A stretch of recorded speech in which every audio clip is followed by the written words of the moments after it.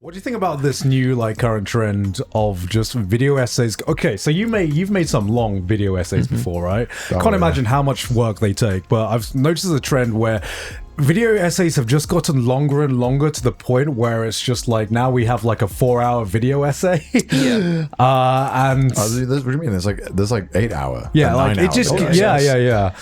And yeah, it's a lot. Dude, I watched the 6.5 hour Tokimeki Memorial breakdown video, which is one of the best. Which is videos of all it was time. amazing. It was so good, incredible. See, I don't even know what that is, but I'm willing to give it 6.5 hours because if someone is that passionate about a topic that they're willing to do 6.5 hours of editing, then I will watch it. It's by Action Button, and that's the guy who makes that's called Tim Rogers, and he's been a journalist for ever. Right. So he really knows his shit, and he is really knowledgeable, and he's the perfect kind of person to make a video like that. He's also just really fucking funny and stuff. I hate that guy. I watch his videos and I'm like, God fucking damn it. But in terms of the larger trend, to be honest with you, I'm never gonna make an 8-hour video, but hell, if someone can do it and keep it compelling, more power to them. I'm sure there's a lot of bad... I didn't know someone could make a 2-hour Garfield video. So, but I mean, I'm sure there's a lot of bad 8-hour videos. I'm sure there's a lot of 1-hour bad 1-hour videos. I've probably made some of them. It's like Bleach fans be like, oh well, actually, yeah. But I think it's very easy with YouTube to get caught up on what other people are doing. And I think ultimately the healthiest thing is if there are just lots of different videos being made in lots of different ways and lengths and styles, and they're not all going to be for you, but they don't have to be. Yeah, it used to be that, like you mentioned earlier, if you made a Bleach video or you made an anime video, but you were normally the one video, and it kind of used to be like that generally about a topic. But now when there's a kind of a cult game or a cult kind of piece of media, everyone's kind of scrambling to make a long form essay video about it. Is that something you ever have to consider? Or if someone else makes a video, you're like, oh, I can't make my video. No, because I feel like if I really make a video right, no one else would have made that video the way I would have made it. Yeah, that's fair. Because I'm never gonna do a review of Starfield, because I don't fucking care. I'm never gonna make a video I don't really give a shit about it, and if I really give a shit about something, it's not going to be like anyone else's. And that's not unique to me. That's anyone who's really going to put their own individual take on a video. Yeah, absolutely. I mean, sometimes you've made a video and I'm like, fuck, John can do it better than than I ever could. Fuck, I can never make it. Yeah, your Baki video? I'm like, well, fuck, I can never make a Baki video again. I would fucking kill for a Giguk Baki video.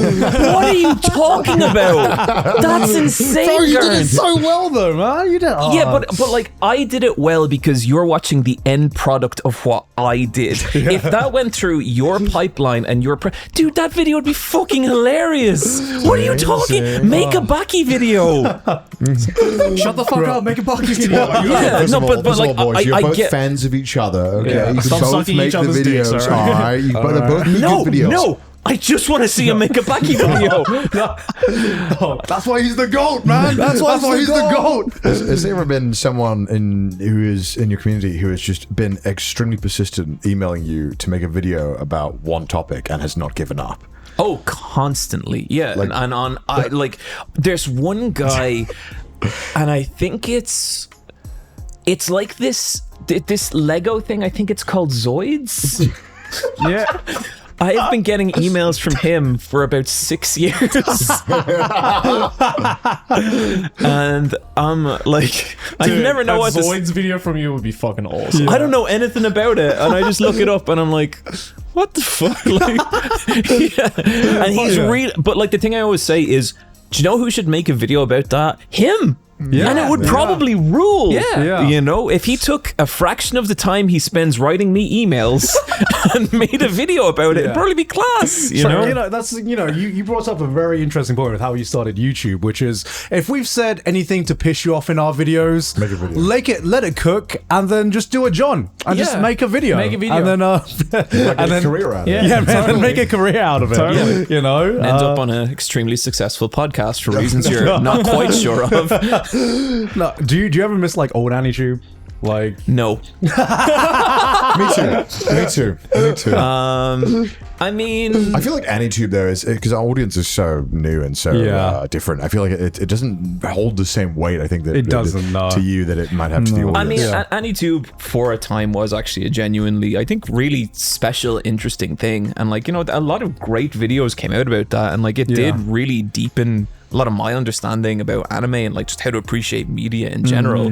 Yeah. It's also just a lot of bullshit. A lot of petty bullshit. And definitely. it's just a lot of like, well, I think this, and it's like, okay, that's cool, and then it's like, well, no, argue with me. And it's like, well, the whole space is matured, right? I think that's what I think happens so. when people start making their livelihood on it. You're like, actually, no, I don't want to ruin someone's job or life or get in fights with people. I feel like I just want to work. And like it does get to the point as well though where like it is hard to deal with any kind of like conflict in a fair way, because I don't know if you ever have that thing where like someone will like, I don't know, say something dumb on Twitter, and then you'll be like, you tweet back and you're like, listen mate, you're being silly, and then like 40 people who follow you are like, yeah, he's right, you're being silly and you should fucking die. And it's like, well, now I didn't say that. You know, you're really paraphrasing what I just said. No, that's why I you know, sometimes you get a comment and you're like, I want to respond to you, but I would like, maybe that's why some people have alt accounts, you know, so because like alt account is weak. Sorry, it's weak to have an alt account.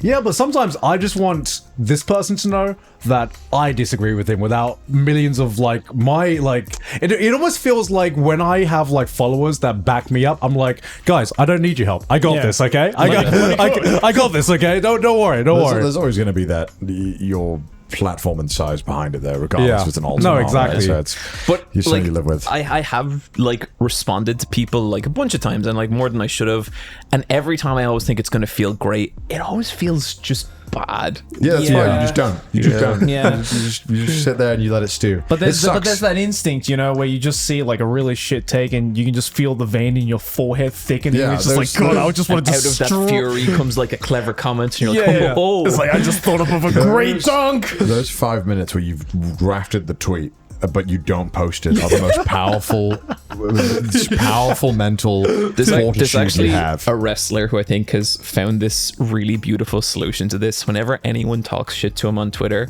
he goes on their profile, he finds a picture of them, he copy and pastes the picture and just replies with that. Oh, that's so cruel. That's so it is often the people who have like the most weirdest fetish porn shit on their account that talk the maddest shit. Oh, of course. Yeah. I remember a guy tweeted something at me that was rather insulting, and I was like, who the fuck is this guy? I clicked on his profile, and it was like inflation porn only, and I was like, what the fuck? Okay, this Connor, guy, you're dealing with a man who has nothing to lose. Yeah, how am I supposed to combat I'm this? like, what the fuck is this? I can't. What the hell am I supposed to do? Mate? What the? Yeah, I was done. Yeah, I mean, it's a meme, but it is always the anime profile pictures as well. It's the Kyoto animation profile pictures. Oh, it's you know that's all too well, John. I'm getting fucking war flashbacks. Never understood the like overlap there. Just these really positive anime about these girls learning to play music and befriend each other.